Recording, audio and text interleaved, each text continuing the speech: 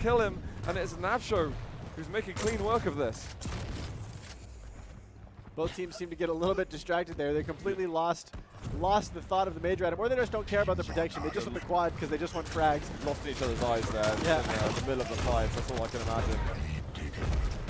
Nacho's been able to do a little bit of work here. They will go back up by 2 against Tzu, but I don't think this lead is all that comfortable. This next quad's going to be very, very critical. Tzu has really only been able to change the frag deficit, though, when the power-ups come up. So otherwise, it's been a 1 to 2 frag game the entire time. So the power-ups are going to be the major pivot point here. I can't believe that we have had 2 rounds in a row where the matches are coming in this tight. Yeah, this is crazy, actually. Really wasn't expecting this. There it is. It has just been tied up. The heavy is up as well. And it looks like it's been taken by MxVe. And Nacho getting that frag onto Ace. It was following HaVoC, who's pretty low. I don't dislike his movement at all as Solhag. He's like working that air control quite decently. But he's just getting totally crunched in that fight. Oh, the rockets from Flame. One thing that Tzu could do a little bit better of a job of doing is they're not very comfortable conceding items. In that moment, they sort of had in their mind, okay, we have to push for mega health, and it cost them 2 frags there. Yeah, sometimes if you've got a bad position, just try and look for the damage maybe. Don't try to overcommit yourself physically on the map. LG, Flame. Picked a good fight just there, but he has run out of lightning gun ammunition. Yeah, Solhag's stack barely kept HaVoC alive. This Mega's going to spawn. Once he takes the Mega, he's going to go back for it. He's decided against it. I'm not sure if he realized that it was just about to spawn. We've got 10 seconds now left. LG, he has got rail if he wants to switch for that long range. He's got teammates going in 1 versus 1. HaVoC goes up the bounce pad, so does his teammate. And there is going to have to be a 1 versus 1 on the other side of Nacho. But they don't commit, goes up the bounce pad, and Nacho probably misses the chance for an easy rail. Oh god. Nail going coming in, and he's missed 2 rails in a row, has to flee, finds him on the teleporter exit. So weak though. Yeah, finds 3. Those 2 missed rail shots are really a shame. He had 100 health going into it after picking up heavy armor, so he had, I would have, honestly, the starting machine gun might have been a better option there than trying to do it with the railgun. He'll miss another rail shot. He'll go down to Acezilla. So now Ace is going to be on the quad run. He's going to find Flame. Oh god. He should get another one here. And we saw Tzu originally, or MxVe originally had this quad, but it's an absolute disaster for MxVe at this point now, where Acezilla able to do some nice damage with the quad and come back. Again, even match, 10 minutes in, 38 to 38. Nobody can seem to get a foothold on the other team here. I'm wondering if we're getting to time limit or not, because it was quite slow at the start, but it's been speeding up a lot in this mid game. HaVoC just being a body shield at the beginning, but Acezilla missing that easy rail of that jump across. He might regret that. It's small moments like this and these decisive points of the late game that can decide whether or not you win that map. Favorable exchange there for MxVe. There's really been a lot of guilt on both sides where they want that heavy damage from the railgun, but then they get stuck on cooldown for what feels like an eternity and just punished with the LG. Yeah, absolutely. Well, heavy is there. Acezilla securing 1 to put his team onto the 40 mark. There's the heavy. And Flame, I think, is like the man to watch at the moment. As far as I'm concerned, he's one of the most experienced in Quake champions. I wonder if the scoreboard reflects that. Barely, actually. He's a very, very equal on kills with his teammate, so credit to Nacho as well. Yeah, that bodes well for them in the future too, because later on when you get into brackets, it's really hard for one individual to carry. So the fact that they're both in that 19, 20, 21 frag range means that they're both able to contribute equally to the team. It's a great thing for them later on in the bracket if they can get through this. Oh, we have to keep track of that frag counter though, because MxVe is now 6 frags away from cleaning up map number 1. It's really important that Acezilla or HaVoC picks up the protection. They're going to get it. They're behind by a couple.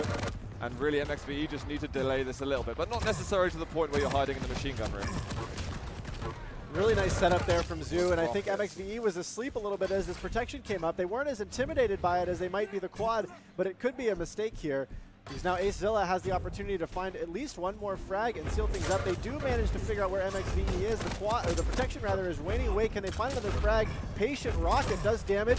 Looking for the follow-up. Nice. He will find it. They're still down by 1 though, because on the other side of the map, Flame managed to earn a frag himself. So MxVe is still going to be up by 1. Yeah, this is again going to be an absolute nail biter. I wonder if we're going to get over to the next quad damage, which would be the last power-up of the game anyway. Flame is going to get another, but we've got Acezilla who has picked up the heavy armor. And of the amount of resources he has, he's got to get some benefits from this. HaVoC picks up a kill onto Nacho. There's going to be mega health in 5 seconds. And AC is going to find Flame and is going to get the kill. It's 46 to 46. This is just the first map of the damn series. And it's so close. Oh wow, Tzu is going to get that mega health too. That could end up being the deciding factor here. They're able to frag Nacho. Ace has to be really careful, low on stack, doesn't want to get traded here. They are up by 1 frag. He's looking for those health bubbles in the banana area. Ooh. He's got to be careful with Flame, though. I don't know if I would have let fly on the LG, but he's going to get the mega. He's going to get caught off at heavy. He'll get fragged. 48 to 47. MxVe just needs 2 more now. Nacho loses his teammate 48 to 48. It's happening again. It's absolutely happening again. Are they both going to go on the bounce pad? Azilla managed to go up. He doesn't get the mega health, but his exchange is 49 to 49. Who's going to be able to get us to fight over at the mega health?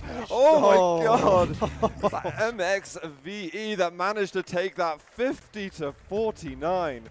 Look at that, so even as well with 25 frags each. At the very end there, I believe that it was I think it was Nacho that was the mega health spawned in and he was staring at it and Azilla was like, you can't touch it, and just kept pushing him away with the LG. Just brutal desperation attempt to try to keep things alive there, but it is MxVe is going to take map number 1, and I'm really curious, is it going to be Vale? I know it's the first, it's the second round. We're not done yet? No. That was the final, I thought. No, yeah. We'll see. We will see what happens here. I'm wondering if we're going to go to Runes or if we're going to go to Vale now. I'm not sure at all, because I think maybe they'll pick after. Maybe they already picked.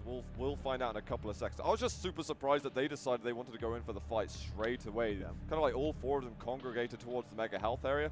It really felt as if there was some good positioning from Tzu in the fight to begin with, but they're just holding the high ground of MxVe, and they're getting that exchange. I think the teammate came up a bit late when that player was at the connector area. He was just LGing them as they go up the bounce pad. I was like, oh god, if they've got another player that can help. Yep. He came in. The trades are very real here. The communication on how much damage that they're doing has been awesome, because you know when you see consistent trading that while one player goes down, he's saying, okay, I think I did, you know, he has 20 left, he has 50 left, he has whatever it is. So the teammate feels comfortable pushing in and looking for that trade. I think if we end up getting Runes, the power-ups were the big difference on that map, right? Where things were pretty much, you know, a 2-frag game, and then when power-ups would come up, the change of control would happen, and you would see the frag lead rotate between the 2 teams. If we end up going to Runes of Sarnath, it looks like we are. Sarnath, please, is what we're seeing in the in-game chat there. The setup for power-ups on that map are so much more important because of the size of the map. If you're not ready to go, if you don't have your stack aligned and your positioning aligned on Runes, you could be in a lot of trouble as the power-ups come up. Yeah, completely. I'm just looking in chat. This guy's like, damn, that was fun. Flame is like, that was a stressful game. Yeah. That was a really stressful game. I think so. I think so.